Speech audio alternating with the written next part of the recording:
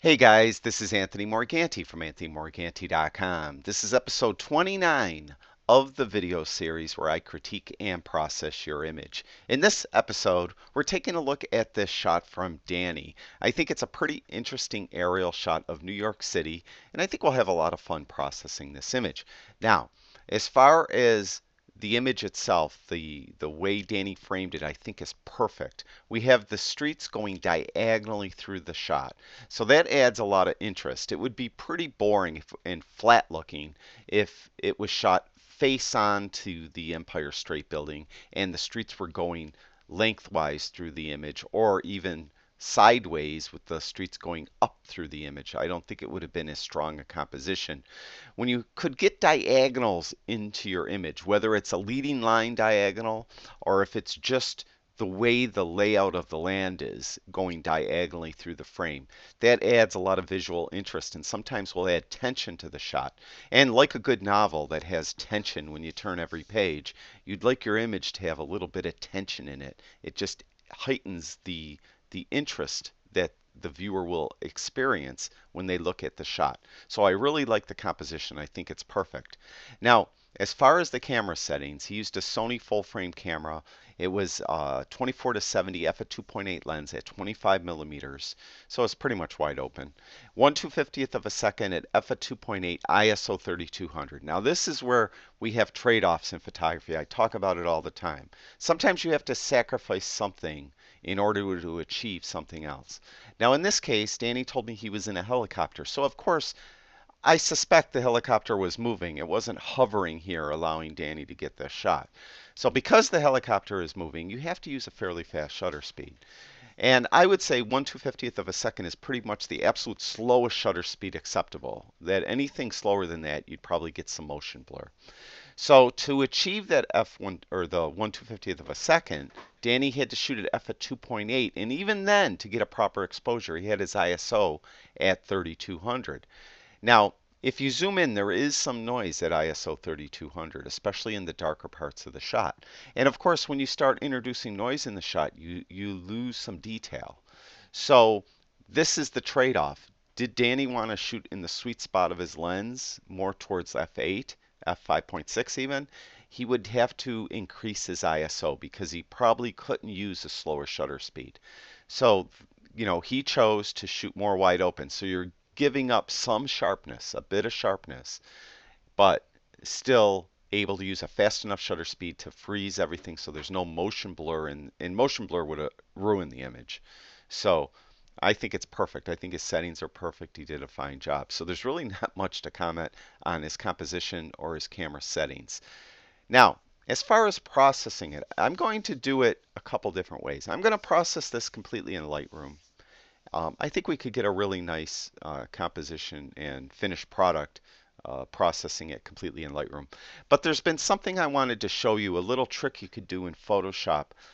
When you have an image that has two distinct elements in the image and both those elements need to be processed differently from one another. In this image, we have the Empire State Building, of course, and then we have all the buildings around it. And it could be argued that the Empire State Building needs a specific type of processing done for it, whereas the other buildings need to be processed slightly different to bring out their maximum, aesthetic appeal. So we're going to first, what I'm going to do actually is I think I'm going to create a few virtual copies. I'm hitting Command and asterisk key to create virtual copies. That's also a single quote key. So if you have a PC, you'd hold the Control key and hit that single quote or asterisk key. So we have the three virtual copies. So what we're going to do is this original image is going to be our base image so we could compare it unprocessed. I'm going to process this one completely in Lightroom. Then I'm going to process this one just for the Empire State Building, and then this one just for the rest of the buildings and ignore what happens to the Empire State Building. And we're going to take these last two virtual copies and we're going to bring them to Photoshop, and I'm going to blend the two so we have the best of each image into one image. So, I'll do that at the end. So if you're not interested in Photoshop at all, you could just skip that part.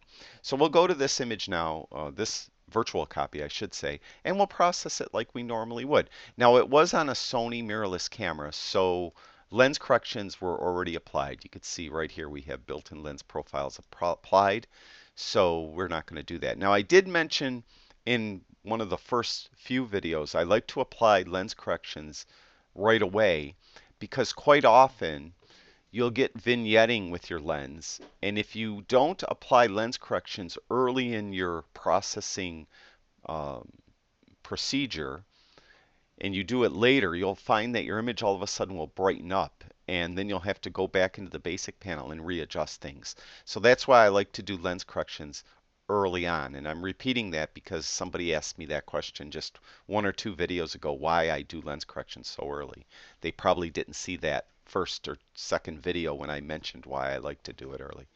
So we're going to process this just by eye. I don't want to do any automatic stuff for this. This time of day, now Danny didn't tell me when this was shot, but just looking at it, it looks like it's a dusk dark time of day. And what we often, us photographers, call dusk dark, a lot of athletes will call, baseball players call the stadium dusk dark. It's when the sun sets, but it's not fully set. It's an hour or two past sunset. It's not totally pitch black yet. And it it tends to be a difficult light to get a good white balance. Now the auto white balance as shot, or at least the as shot white balance, looks pretty good. But a lot of times you'll find that you really can't get a really good white balance for a dusk dark shot. That's again when the sun is set, but it's not fully set. It's an hour or two within sunset. And usually to get a really, when the sun is down night shot, 3 or 4 hours past sunset will give you that really dark night shot. So we could try a couple different ones. We could go to auto and see what Lightroom does, and it warmed it up a little bit. And again, now this will come down to personal taste. Maybe you prefer the lights a little warmer. We could go to daylight. That's pretty much like as shot. Cloudy's going to be a warm. Shade will be even warmer. Now, tungsten and fluorescent are going to be probably horrendous. Yeah, I don't like that look at all. Again, though, it does come down to personal taste. Flash is probably going to be like as shot. It's pretty close. I think we'll just stay with as shot. Now, I could get the eyedropper and click around and try to get a white balance. That's appealing, but this is okay. But again, I just wanted to bring that out there. A lot of times when you have these, again, I'll quote, this is my term, dusk dark shot, it's hard to get a really perfect white balance. So what are we going to do? Now, if I bring highlights up, this is where it could be tricky. When you bring highlights up, it might look nice over here, but then you're going to start blowing out the Empire State Building a little bit. So you have to be careful you really have to really look at the whole image when you're just going to process in Lightroom. So I'm going to bring highlights down just a little bit, just to bring down a little bit of the glow of the Empire State Building. And my goal here is to add more contrast. My personal style for cityscapes is to have the buildings very distinct and sharp. And part of the way you're going to do that is with clarity, of course, and contrast. But the other part is the way you treat your highlights, shadows, whites, and blacks. You don't want your highlights usually really glaringly bright. It'll tend to obscure some of the edges. And again, my style, this could be different for you. My style for these types of shots is I like everything really sharp. So that's what I'm going to process it for being. So I might come back and readjust these. This is really, again, something that you're going to adjust these. You're going to do maybe some contrast to the shot, then you're going to come back in and readjust highlights. Then you might do something else, maybe with clarity or vibrance, and you're going to readjust the highlights and shadows. So you got to keep that in mind as well. So we're just going to bring vibrance up a little. There's nothing entirely super colorful in this shot. I'm going to do my preferred way of adding contrast using the tone curve. There's medium contrast. There's strong contrast. I guess I like strong contrast. We'll go to the whites now, and I'm just going to brighten everything up just a touch, and just bring the shadows down just a little bit. All right, now I kind of like that. It's if you look at the original shot, you could see it just lacked contrast. We had lights down here that, in not counting the Empire State Building, we had lights in the rest of the city that just weren't like snappy. They were popping out at us. And I think in this version, we have those lights really bright and popping a little better. And we still have the Empire State Building not blown out. We're not really real blown out here. And we have a lot of detail. So I like that. So we're done with the basic panel and tone curve. We'll go down to detail. Now there was some noise, and I'm not overly concerned with it on this shot, and it's going to be a little bit difficult to get rid of, I think, without losing the detail that I like having in my cityscape shots. So I'm going to have luminance at 60, and it did actually eliminate the noise. But as I start bringing sharpening up, let's say to 45, you can see I'm starting just to bring back some of that noise. So I'm just going to leave it a little bit noisy, all right, just a little bit, because it's not really distracting from the shot, in my opinion. Now, I think this image is done. You know, often I'll put a vignette on it. I'll put a darker vignette, but I don't think this image needs the vignette. The brightest part of the image is the Empire State Building, and that's bullseyed right in the middle. And everything else is pretty much darker. So already our attention is being drawn towards the middle. So I think a vignette would be overkill at this point. So I would consider this completely done. Now, for this virtual copy, I'm going to process and I'm just going to look at the Empire State Building, and I'm not going to care about anything else I do to any of the other buildings. And now I could go a little quicker here because I kind of know what I like from processing it already in the um, in the last image, or the last version of the image. So I'm going to go kind of quick. And again, I'm just looking at the Empire State Building. I'm just concerned with that. I'm not really worried about anything else or what I do to anything else around the Empire State Building. And I'm not going to do noise reduction on these two virtual copies. There's no advantage to doing noise reduction on a raw file as compared to a TIFF file. The TIFF file is what we'll get from Photoshop, or it might be a PSD. I think it's a TIFF actually we'll be getting. Either way, PSD actually and TIFF files are very comparable. There's no advantage to doing noise reduction to the raw file as opposed to that file. It will do the same effect. So we'll worry about noise reduction with our final image that I get back from Photoshop. So I think the image is, now this version of the image is processed fine for the Empire State Building.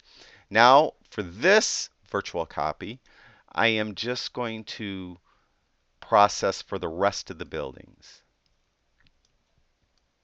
as I look at the rest of the buildings.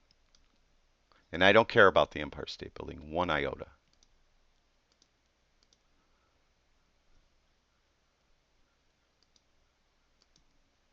See, like linear better there. Get some clarity and some vibrance. Okay, now I would say on this one I like, well, maybe not. Hold on. Just bear with me here just a second.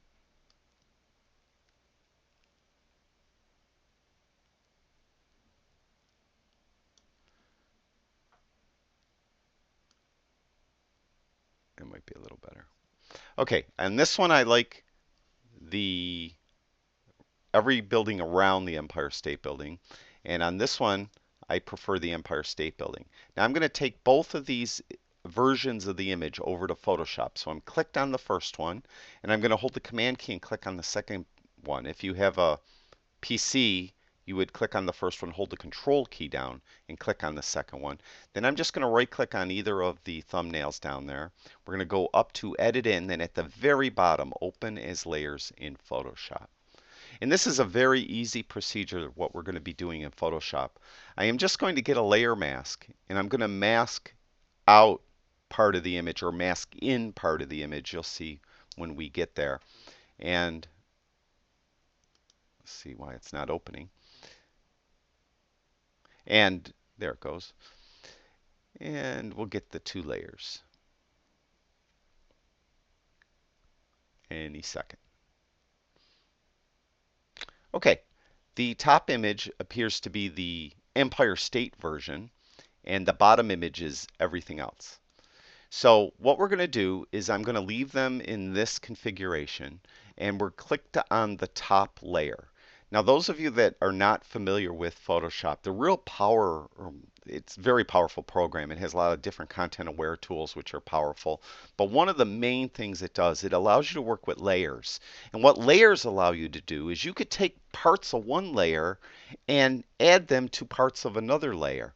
So in this case, I have this layer, which has a perfectly processed, in my mind at least, perfectly processed Empire State Building. And then I have this layer below it, which has a perfectly processed rest of the city. All right. And we're going to combine them. We're going to have the Empire State Building section with the rest of the image processed from that bottom layer. So what we're going to do is we're going to click on the top copy, and I'm going to get a layer mask. And the layer mask is down here at the very bottom. It's a little rectangle with a circle in it. And you can see there it added a layer mask. Nothing has changed from the image because a white layer mask just lets all of this layer through. Now I want to mask out part of that top layer so that this bottom layer comes through. And to do that, all I have to do is paint on the mask in black. And what you do is you get a brush. Brush tool is right here. You can hit the B key on your keyboard. That's the keyboard shortcut. And then you're going to paint in black on the mask. And if you have your color swatches here and they're not white and black, hit the D key on your keyboard, D for default, and that will give you the default colors of white and black. And you need the black in the front swatch. And if it's not in the front swatch, you hit the X key on your keyboard and it toggles it from the front to the back. So we have that. We'll make sure now we're clicked on the mask. This is a mistake a lot of people make when they're dealing with layer masks. They're accidentally clicked on the image. Make sure you're clicked on the mask. And all we're going to do is we're going to paint in black all around the Empire State Building. And we're going to make sure now our brush is set at opacity of 100 and it's in normal mode. Okay, so we're going to, oops, I might have went too far there. Of course, I'm going very quickly for the sake of this video. In real life, you should go much slower and be much more deliberate. And there is our mask. You can see I missed a spot right there. So I could do that. I'm holding the Alt or Option key. It's Alt if you have a PC, Option if you have a Mac. And if you click on the mask, you could toggle the view of the mask on and off. So there, that's our combined two images. So I'm going to save this, and the way I save it is with my Mac, I just hit Command Q. That closes Photoshop, but it's asking me if I want to save changes. So I just click Save, and what it will do, you can see the progress bar down here in the lower left. It's saving this version of the image, and it's going to reopen up into Lightroom now. So I'm going to move it to the end. Far end, I guess. There's our original unprocessed image. Nothing was done to this. This is our finished image in Photoshop, or in Lightroom, I'm sorry. All the processing was done in Lightroom, and I think that's great. All right. Now, this version, this I just processed for the Empire State Building. This one I just processed for the rest of the city. And this is our combined images from those two virtual copies. So there is the Lightroom only, and here is our combined image, maybe a little more balanced. It still comes down to personal taste, and actually this image, in my opinion, you could get a great process version done solely using Lightroom. You didn't need to use Photoshop, but this has been something I wanted to demonstrate because it's something we quite often do. We combine two different elements that need to be that are in a scene. We have to process those two different elements differently from one another. Then we bring those to Photoshop and combine them into one image. And I wanted to demonstrate that because I think that's an important technique to learn. So I'm going to just do our 3 versions here, and we'll look at them. This is our totally unprocessed image in the top left. This is the image that was just processed in Lightroom, and that actually probably is my favorite of the 3. This bottom one is our combined image of the 2 images. The first image I just processed for the Empire State Building. The second image I just processed for the rest of the buildings. And we combine those into one image in Photoshop. So that's it. Thank you, Danny, for sharing your image with us. I think it's a pretty cool shot. And like I said, I hope that just taught you a technique that many times you might need to do for an image. And I've been hoping to teach it for some time, and I really haven't received an image yet that I thought I could demo it until this image. So thanks again, everyone, for watching. I really do appreciate it. I'll talk to you guys soon.